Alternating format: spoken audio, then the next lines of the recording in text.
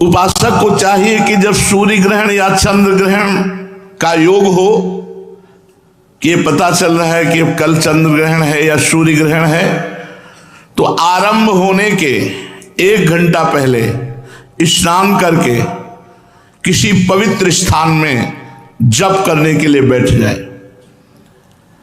और जब चंद्र ग्रहण या सूर्य ग्रहण पूर्ण हो जाए तब आधा घंटा और बाद तक मंत्र का जाप पूर्ण करके एकाग्र चित्त से स्थिरता पूर्वक नाम जप, गायत्री पुरस्चरण या जो गुरु मंत्र मिला है इनके करने से महान लाभ होता है। कई गुना बढ़कर जप हो जाता है चंद्र ग्रहण सूर्य ग्रहण में।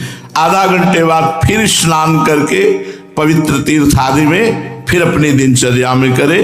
ग्रहण के समय जप का बहुत बड़ा विधान है। जब ग्रहण पढ़ने को हो तो पवित्र अपने लोगों ने भी अनुष्ठान किया है, यहां भी किया है, ब्रज में भी किया है। राधा कुंड में जाके इतने खड़े होकर जितनी देर चंद्र ग्रहण या सूर्य ग्रहण पड़े उतनी देर जप का सौभाग्य ऐसे। और फिर गंगा यमुना तो सेवन होता ही रहा। अब जो अब हमारे यहाँ प्रतिपल ग्रहण होता है, हमें स्नान करने की, अगर स्नान शुरू कर दे तो हमें टोटी के नीचे ही बैठे रहना पड़ेगा। हर समय ग्रहण होता है। प्रिया मुख चंद्र को, अब वो सब एकांतिक विषय है। इसीलिए अब इस चंद्र ग्रहण सूर्य ग्रहण का नमस्कार पूर्वक अब तो केवल रसिकनंद निशान बजायो एक श्याम श्यामा पद प्रीति, श्री हरिवंश चरण निज सेवक बिचले नहीं छाड़ी रस रीति। प्यारी जो और प्यारे जो। अब दूसरा ना कोई ग्रह नक्षत्र तिथि वार लगन सबका कोई, लेकिन सार्वजनिक सार्वभौम सिद्धांत वर्णन कर रहे हैं। कानपुर से गुरुदेव के चरणों में कोटि कोटि प्रणाम। गुरुदेव, मेरा एक प्रश्न है कि जैसे कल सूर्य ग्रहण है तो हम उपासकों को क्या करना चाहिए और क्या नहीं? हाँ, श्री सेवक जी, ध्रुवदास जी और बड़े बड़े अपने वृंदावन के रसिकों ने इसकी मान्यता नहीं की। यह हमारे धाम की रसमयी उपासना है। ये लोक व्यवहार में सूर्य ग्रहण चंद्र ग्रहण पड़ता है, हम धामवासी प्रिया प्रीतम के उपासी हैं। न तद्भासते सूर्यो न शशांको न पावका यद गत्वा न निवर्तन्ते तद्धाम परमम मम। हमारे यहाँ रोज सूर्य ग्रहण होता है, चंद्र ग्रहण होता है, हर समय होता है। सांवली भुजाओं में गोरी प्रिया का आलिंगन होता है, प्रतिपल होता रहता है। हमारे यहाँ सेवक जी कहते हैं, तहां न ग्रहण लगन के वेद, तहां को दिन दिन कछु नहीं, नहीं शुभ अशुभ मान अपमान, नहीं अनत भ्रम कपट शयान स्नान क्रिया जब तप नहीं, ज्ञान ध्यान तहां सकल प्रयास सुनो रसिक हरिवंश विलास, श्री हरिवंश गायो राधा वल्लभ श्री हरिवंश।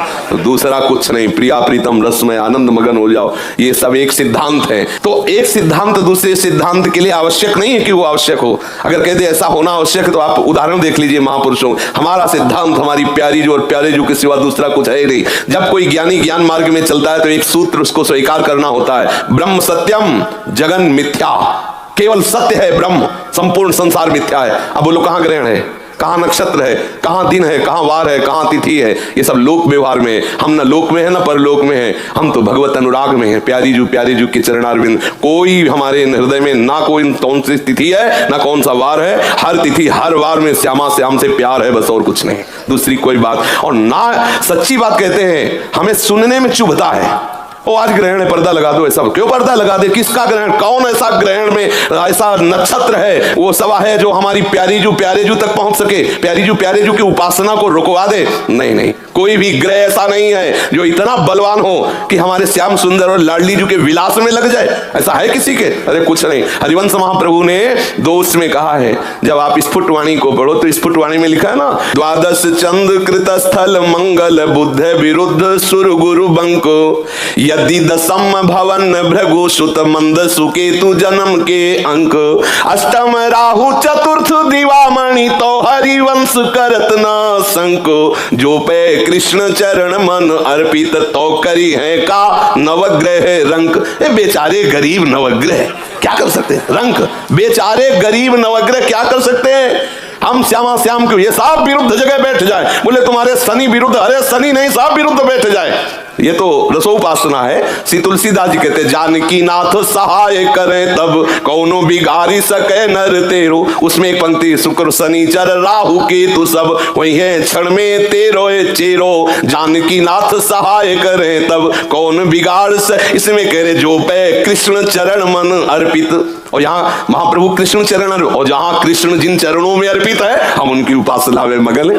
श्री राधा जो चरण निवास सब ग्रह नक्षत्र अनुकूल हो। भानु दशम जन्म निशापति मंगल बुद्ध शिवस्त लली के। जो गुरु होए धर्म भवन के तो भृगुनंद सुमंद नवी के। तीसरों के तू समेत विधुग्रस तो हरिवंश मन क्रम फीके। गोविंद छाणी भ्रमंत दसो दिस तो करी है का नवग्रह नीके। यदि सब ग्रह सही अंक में विराजमान है सब अनुकूल है लेकिन भगवत विमुख हो तो जलोगे मरोगे नाना प्रकार के द्वंद्वों में पिसोगे कोई तुम्हें नहीं बचा सकता। शंकर सहस विष्णु अज तो ही सकहि न राख राम कर द्रोही। भगवत विरोधी को कहीं भी भाग के चल और भगवत अनुकूल है तो सब खिलाफ खड़े हो कुछ नहीं करेंगे।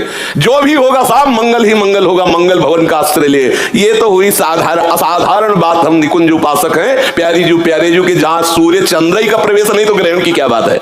तो आप जहां भी हो हमारे प्यारे जू के हो वृंदावन का आश्रय लिया है तो मात्र वृंदावन की रस रीति से उपासना करो। कोई भी डरने की बात नहीं। जो आचार्य कह रहे हैं जो महापुरुष कह रहे हैं हमें उसी के अनुसार चलना चाहिए। हमारी उपासना में ग्रहण नक्षत्र तिथि वार ये सब एक तरफ रख दिए गए। रोज मंगला से शयन से मंगला केवल प्यारी जू और प्यारे जू। दूसरा कोई गान नहीं दूसरा कोई चिंतन नहीं और इससे बढ़कर कोई रस पद्धति नहीं इससे बढ़कर कोई सिद्धि नहीं इससे बढ़कर कोई महामहिमा में आनंद नहीं।